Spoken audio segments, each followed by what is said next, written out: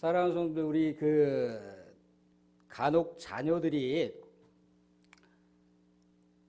밥을 먹고 싶지 않다고 밥 투정을 하거나 반찬 투정을 하게 되면 보통 부모님들이 어떤 얘기를 해주나요? 아이고, 네가 밥맛이 없었구나. 네 몸이 아프니? 그렇게 얘기하지 않고 뭐라고 얘기하십니까? 네가 며칠 굶어봐야 며칠 굶어봐야 밥 귀한 줄 알지. 그렇게 얘기를 합니다.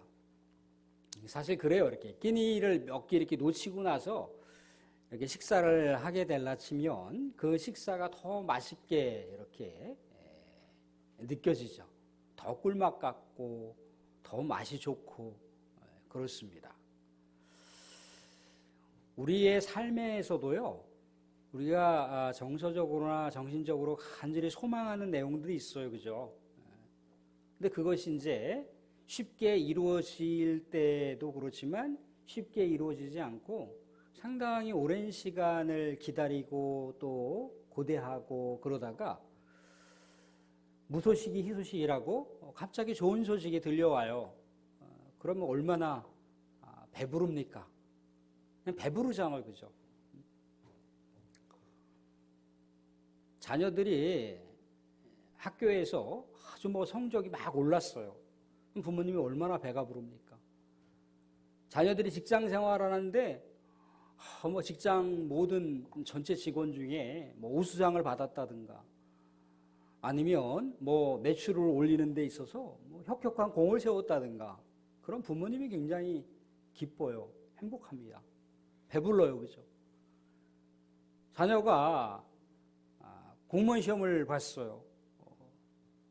근데 매번 안 되다가 좋은 소식을 가져와요. 아빠 됐어요. 엄마 됐어요. 그럼 늘 기뻐요. 그죠? 행복하고 막 뭔가 이 심령을 꽉 채우는 것 같은 그런 배부름을 느낄 수가 있습니다. 하나님 아버지께서는 어떠할 때 배부르실까요? 주님께서는 어떠할 때 우리 성도들을 바라보시면서 어떠할 때 배부르실까요? 잃어버렸다라고 생각했던 영혼들이 하나님을 찾아올 때, 마음을 돌이키고 하나님을 다시 찾아올 때 하나님 배부르시겠죠.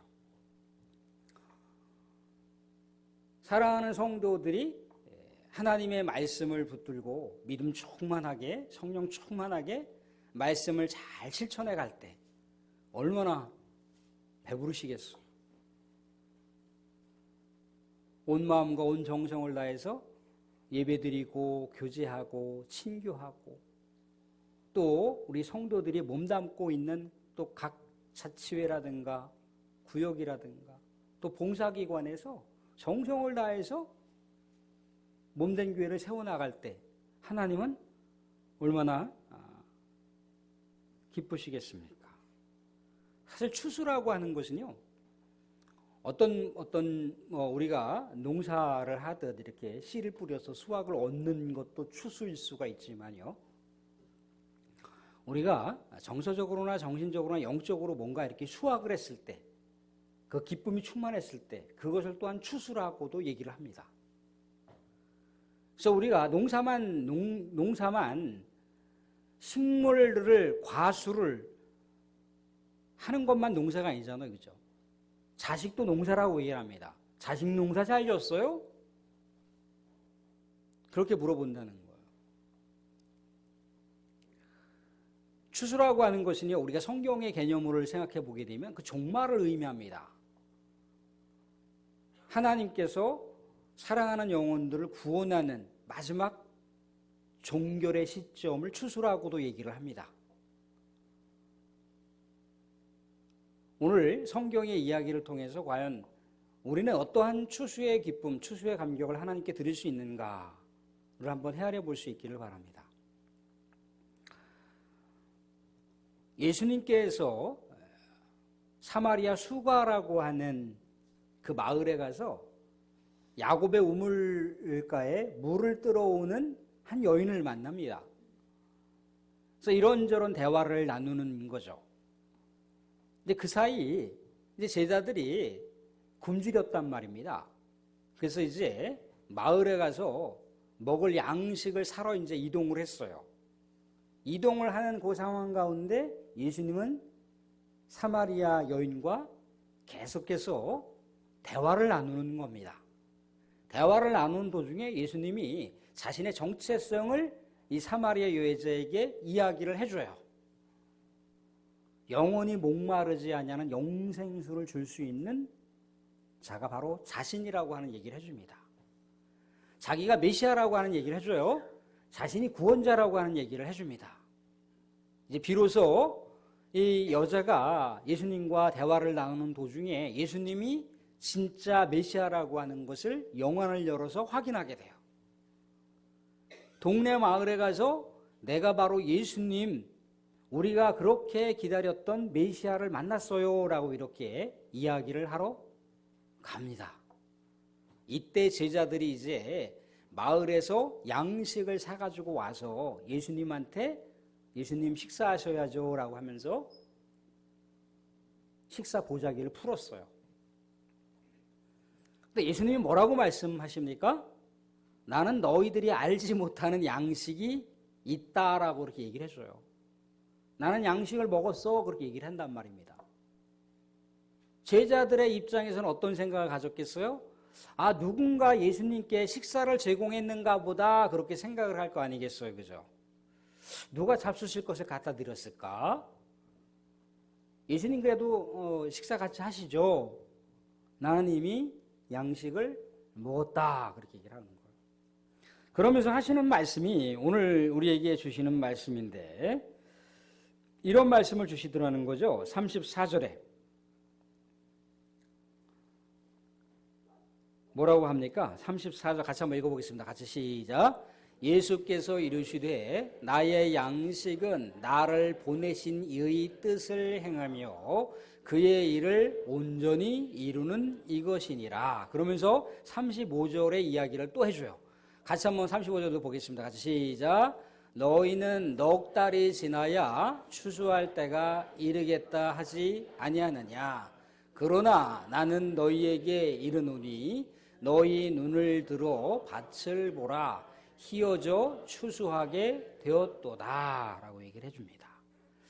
그러니까 예수님께서 말씀하신 이 양식이라고 하는 것은 제자들이 생각하는 그저 입에 음식물을 넣어서 어거저거덕 씹는 그런 양식을 말한다라고 하는 것은 아닌 것을 알겠죠, 그죠? 예수님의 양식은 뭐라고 합니까? 하나님의 뜻을 행하는 것. 하나님의 맡은 그 사명을 감당하는 것, 그것이 예수님의 양식입니다. 뭔가 예수님께서 뜬구름 잡는 식의 이야기를 갑자기 얘기하게 되니까 제자들이 좀 황당무계한 그런 말처럼 들렸겠죠, 그죠? 그런데 우리가 읽었던 35절에서는 뭘 얘기하고 있습니까? 추수를 얘기하고 있어요, 추수. 근데 분명한 건 뭐냐면 추수하려면 아직 몇 개월 남았다는 얘기를 해주죠, 그죠? 아직 4개월 남았다는 얘기예요. 아니 4개월이나 남았는데 무슨 추수 얘기를 하고 있나? 점점 예수님께서 무슨 말씀을 하시는지 미혹에 빠져 들어가기 시작을 하는 거예요. 그런데 예수님께서 이 말씀을 하시기 전에 좀 전에 어떠한 상황이 있었다라고 말씀드렸습니까? 예수님께서 사마리아 여자하고 대화를 나누면서 사마리아 여자가 누구를 만났다라고 고백을 했어요? 메시아를 만났더라고. 예수님을 자신의 메시아라고 고백했다는 거예요. 예수님을 자신의 구원자라고 고백을 했다는 거예요. 사마리아 땅은 유대 백성들이 생각할 때 철천지 원수 같은 그런 지역민들입니다. 구원받아서는 안 되는 인간들이 사마리아 사람들이에요. 그런데 예수님께서 그 영혼을 위해서 온 마음과 온 정성을 기울였다는 것이고 마침내 첫 열매로서 사마리아 여자가 예수님을 영접한 거예요. 예수님을 바라본 거예요. 잃어버린 영혼을 찾게 되는 거죠. 하나님의 뜻이 뭡니까? 잃어버린 영혼을 찾는 거예요. 하나님의 사명을 감당하는 겁니다. 그것을 예수님께서는 추수라고 얘기를 하는 거예요. 잃어버린 영혼을 찾는 것, 크게 추수라는 겁니다. 그런데 아직도 추수할 게 많이 있다는 거예요. 사마리아 땅에는 이 여자만 있는 게 아니잖아요. 그죠? 무수히 많은 사람들이 있다는 겁니다. 그래서 그 영혼들 구원할 사명이 여전히 제자들에게 많이 남아있다라고 하는 의미로서 지금이야말로 추수할 때라고 말씀을 해주시고 있는 거예요. 그런데 오늘 예수님께서 말씀 가운데 34절을 보시면 이렇게 얘기를 합니다. 다시 예수께서 이르시되 나의 양식은 나를 보내신 이의 뜻을 행하며 그의 일을 온전히 이루는 이것이니라. 온전히 이루는 것, 이 테텔스타이라고 하는 건데 이게 이제 일종의 제사 개념이에요. 제사 개념. 희생 제물을 온전히 다 바치는 그런 개념입니다. 그런데 예수님께서 자신에게 이 사명에 대한 이야기를 온전히 이루는 것이라고 했을 때 예수님에게 주어져 있는 하나님의 사명은 뭔가요? 하나님의 어린 양의 제물이 되는 거죠. 희생 제물이 되는 거예요. 희생 제물이 되어서 어떻게 하는 거죠? 십자가에 죽어서 영혼들이 하나님께 나아갈 수 있는 길을 만들어가는 것. 그게 예수님의 사명이라는 거예요. 그것을 위해서 예수님께서 이 땅 가운데 오셨다는 거예요. 많은 사람의 대속물로 주기 위해서, 하나님의 잃어버린 영혼을 찾기 위해서, 이 땅 가운데 사탄에 사로잡혀 있는 영혼들에게 사탄의 허리를 꺾어버리려고 이 땅 가운데 오셨다라고 얘기를 하셨다는 거예요. 그게 예수님의 사명이고 그게 예수님께서 품으셨던 하나님의 뜻을 이루는 거예요. 십자가에 죽기까지 예수님께서는 사명을 감당하신다라고 하는 그 의연한 고백을 말씀 가운데 말씀하시고 있어요. 그러니까 굉장히 박진감 넘치는 결연한 의지를 이 안에 내포하고 있는 거지만 머지않아서 예수님께서 제자들과 이별해야 된다라고 하는 아픔을 이 안에 담고 있는 거예요. 그러니까 제자들은 먼 훗날 알았겠죠. 예수님께서 도대체 이 말씀을 왜 하시는 걸까? 왜 뜬금없이 갑자기 추수하려면 4개월이나 남아있는데 갑자기 추수에 대한 이야기를 하신 이유가 뭘까를 생각해 보니까 우리 하나님의 사명을 감당하는 것, 영혼을 구원하는 것에 대해서 이야기하는 것이라고 하는 것을 나중에 알게 됐다라는 거예요. 십자가에 죽기까지 하나님의 사명을 완주하는 것, 이게 예수님께서 말씀하시는 양식이라는 거예요. 양식. 근데 이 양식을 말씀하시는데 이 제자들에게도 이 양식에 대한 상황들을 말씀하십니다. 오늘 말씀 가운데 36절을 보시면 이렇게 나와 있어요. 거두는 자가 이미 삭도받고 영생에 이르는 열매를 모으나니 이는 뿌리는 자와 거두는 자가 함께 즐거워하게 하려 함이라. 37절에도 그런즉 한 사람이 심고 다른 사람이 거둔다 하는 말이 옳도다, 그렇게 얘기를 하고 있어요. 그러니까 구원에 대한 총체적인 그 역사를 누가 만들어 가시는 겁니까? 예수님께서 만들어 가시죠. 그죠?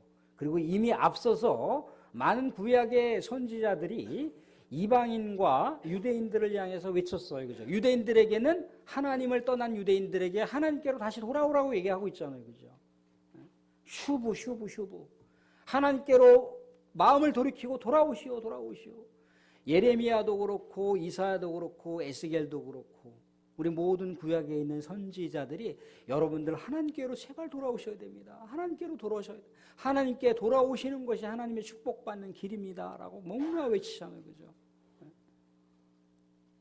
이사야는 톱으로 완전히 잘려져서 순교당했고 예레미야는 어떻게 죽었는지도 알지도 못하는 그런 상황 가운데 있었고 다 그렇게 소위 말해서 세상 말로 개죽음 당한 그런 사람들이었지만 그 사람들을 통해서 계속해서 우리 하나님의 씨앗이 심겨지고 있었다는 거예요. 그리고 예수님께서 그 씨앗에 대한 총체적인 씨앗들을 다 뿌려버리시고 예수님께서 이제 거둠이 무엇인지, 열매를 맺는 것이 무엇인지를 제자들에게 예시적으로 보여주는 사례가 사마리아에 있는 여인이 구원받은 사건을 예수님께서 언급하시고 있더라는 거예요. 그러니까 제자들에게도 엄연하게 사명이 주어져 있는 거죠. 제자들이 씨를 뿌렸습니까? 누가 뿌렸습니까?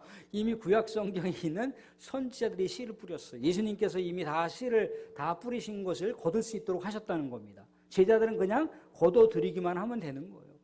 예수님의 복음을 또 다른 차원에서 전하기만 하면 되는 거예요. 수학의 기쁨을 누리기만 하면 된다는 겁니다. 그런데 우리 주님께서 놀라운 은혜를 주신 것은 뭐냐면 이런 놀라운 은혜를 주시고 있어요. 38절도 같이 한번 읽어볼게요. 38절 읽고 내용을 정리하면서 마치도록 하겠습니다. 38절 같이 한번 읽겠습니다. 같이 시작. 내가 너희로 노력하지 아니한 것을 거두러 보내었노니 다른 사람들은 노력하였고 너희는 그들이 노력한 것에 참여하였느니라. 참여했다. 에이셀코마이라고 그래서 이게 완료형으로 되어 있어요. 완료형. 그러니까 예수님을 믿는다라고 하는 것. 예수님을 믿는다라고 하는 것은 예수님의 추수의 기쁨에 함께 동참하는 거예요. 이렇게 우리가 같이 예배를 드리는 것, 이게 예수님과 하나 되는 거잖아요. 그죠? 우리가 교회를 섬긴다라고 하는 것. 이런 새벽 예배부터 나와서 우리 오늘은 또 추수감사 주일이라 우리 모든 권사님들이 또 같이 연합해서 우리 모든 구역이 같이 연합을 해서 식사를 준비합니다.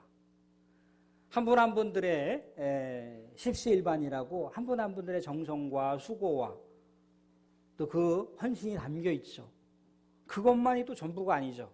또 찬양대로 봉사하고 또 뭐로 봉사하고 또 예배 안내로 봉사하고 또 그것만이 전부가 아니죠. 이렇게 우리가 모여서 함께 예배를 드리는 것, 이것도 참여하는 기쁨이라는 거예요. 이것도 추수의 기쁨이라는 거예요. 예수님의 그 놀라운 은혜의 역사를 만들어가는 데 있어서 우리 믿음의 성도들이 함께 모인다라고 하는 자체가 참여하는 거예요. 누군가가 많은 달란트와 은사가 있어서 많은 뭔가의 업적을 남기고 많은 공적을 남긴다 해도 그것도 기쁨이지만 그런 업적과 공적을 남기지 않았다 할지라도 그것에 참여하는 기쁨을 누릴 수가 있잖아요. 그죠? 근데 그것이 하나님의 관점으로 보게 되면 다 같이 기쁨에 참여하는 거라는 거예요. 사랑하는 성도님들, 사랑하는 우리 자녀들이 뭐 둘이든 셋이든 넷이든 다섯이든 간에 다 똑같은 모습으로 살아갑니까? 똑같은 모습으로 살아가지 않아요. 어떤 자녀들은 좀 경제적으로 좀 여유가 있는 자녀들이 있을 수 있고 어떤 자녀들은 경제적으로 너무 힘들어하는 자녀들이 있을 수 있고 어떤 자녀들은 또 건강하게 이렇게 생활하고 있는 자녀들이 있는가 반면에 또 어떤 자녀들은 그냥 힘들게 살아가는 자녀들이 있을 수 있어요. 어떤 자녀들은 육신의 질병 때문에 힘들어하는 자녀들이 다양한 모습이 있을 수 있다는 거예요. 근데 우리가 명절을 생각해 보세요. 아픈 자녀든 건강한 자녀든 잘 사는 자녀든 조금 어려운 형편에 있는 자녀든 간에 그냥 다복하게 모여서 깔깔거리고 웃고 행복하고 언니, 오빠, 동생, 아우 어떻게 지냈어? 어떻게 지냈습니까? 저렇게 지냈습니다. 조카들은 어떻게 지냈나? 뭐 이러면서 이렇게 서로 덕담을 나누고 또 할 수 있으면 그 안에 예배를 드리고 그게 하나님께서는 기쁨이라 그게 참여하는 기쁨이에요. 참여하는 그게 열매를 거두는 기쁨이에요. 오늘 추수감사 주일이라고 해서 우리가 감사 예물을 우리 하나님께 정성을 다해서 올립니다. 물론 인간적인 차원으로 많이 하신 분도 있을 수 있고 적게 하신 분들도 있어요. 그렇지만 우리가 하나님께 예배를 드리면서 뭔가 예물을 하나님께 드릴 수 있다라고 하는 것을 참여하는 것, 그게 하나님께서는 모두 다 차별적인 것이 아니라 모두 다 함께 누리는 기쁨이라고 말씀하시는 거예요. 그게 추수의 기쁨이라고 얘기하는 거예요. 근데 사랑하는 성도들, 이 추수는 아까 시작할 때 말씀드리기를 종말에 대한 사건을 언급하는 내용이 구속사적으로 성경에서 이야기하는 내용이에요. 우리가 다 이제 하나님의 부르심을 다 받아요. 하나님의 부르심을 받아야 되는데 아이고 김 집사가 없어. 박 장로가 없네. 오 권사가 없어. 아니 그 친구 우리는 믿음 생활 잘해서 구원의 문제가 전혀 상관없는 줄 알았는데 없는 걸 어떻게 하란 말입니까? 없는 걸. 아니 서목사가 없네?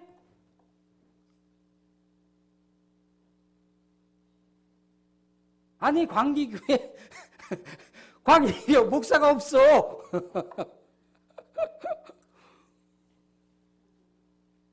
하나님의 기쁨에 참여하지 못하는 거잖아요. 그렇죠?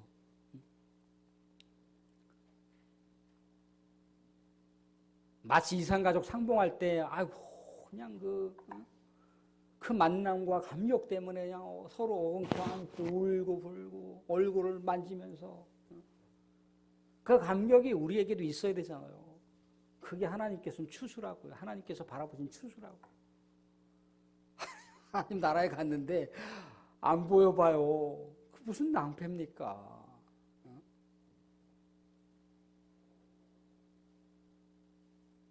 목사라고 다 구원받습니까? 아니에요.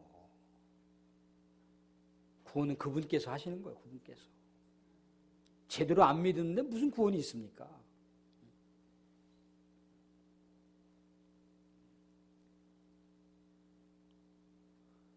사랑하는 성도님들, 그렇지만 또 우리는 이렇게 믿음의 대열에 합류해서 예배드리고 또 우리 하나님 부르심 때까지 서로 격려하고 안아주고 서로 또 덕담을 나누고 응원하고 격려하면서 이렇게 천성길을 향해서 우리가 가잖아요. 우린 그렇게 가는데 믿지 않는 우리 가족들이 있을 수 있잖아요. 믿지 않는 우리 일가 친척들이 있죠. 믿지 않는 친구도 있을 수 있잖아요. 그죠? 절친했던 친구들. 지금도 몇십 년 동안 만나지 않았지만 그냥 서스럼 없이 연락을 해서 그냥 무슨 얘기든 할 수 있는 친구들이 있을 수 있잖아요. 그런 친구들을 우리가 추수해야 되는 거예요. 추수해야 되는 거예요. 우리 하나님의 기쁨인 영혼을 구하는 것, 영혼을 살리는 것, 하나님 나라에 함께 들어가는 추수의 기쁨을 모두 참여할 수 있기를 우리 주님께서는 바라보시면서 추수를 말씀하시고 있다는 거예요. 사랑하는 여러분, 내년에 우리 총회가 목표가 있습니다. 총회 목표가 전도예요. 전도. 영혼 구원에 있습니다. 그렇지만 영혼 구원이라고 해서 무조건 예수 믿으세요. 예수 믿으세요. 예수 믿으셔야 합니다. 라고 하는 복음의 본질도 있지만 우리가 잘해야 되는 거예요. 우리가 잘해야 되는 거예요. 우리가 잘해야지 누굴 초대하더라도 이 초대받은 사람들이 와서 나 이 교회 다니고 싶다라고 하는 마음이 우리가 잘해야 되는 거예요. 우리가 준비 안 돼 있으면 그냥 왔다 그냥 간단 말입니다. 예전에 제가 섬겼던 교회 저쪽 강남에 무슨 교회는요 1년에 500명이 와요. 1년에 500명이 오는데 몇 명이 빠져나간지 아십니까? 490명이 빠져나가요. 왜 그렇다고 생각하십니까? 전도에 대한 열심이 있어. 매일 365일 전도대가 다녀요. 전도대가 다닐 때 중보기도대가 지하에서 기도합니다. 근데 왜 500명이 왔는데 490명이 나간 이유가 뭐예요?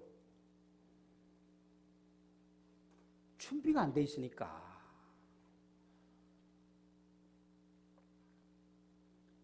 열 명도 남다가 그냥 떠나버려. 2, 3년 통계를 내보면은 그냥 남아있는 사람 나가 있고 또 들어온 사람 잠깐 남아있고 그냥 쌤쌤이 돼버려요. 사랑하는 우리가 추수에 대한 기쁨을 잘 누리기 위해서 또 추수에 대한 사명을 감당하기 위해서 교회가 더욱더 뜨겁게 교제하고 사랑하는 공동체를 세워가실 수 있기를 주님으로 축원드립니다. 또한 우리 주님께서 맡겨주신 사명은 교회를 섬기는 것도 섬기는 것이지만 잃어버린 영혼을 찾는 것도 우리 주님의 사명입니다.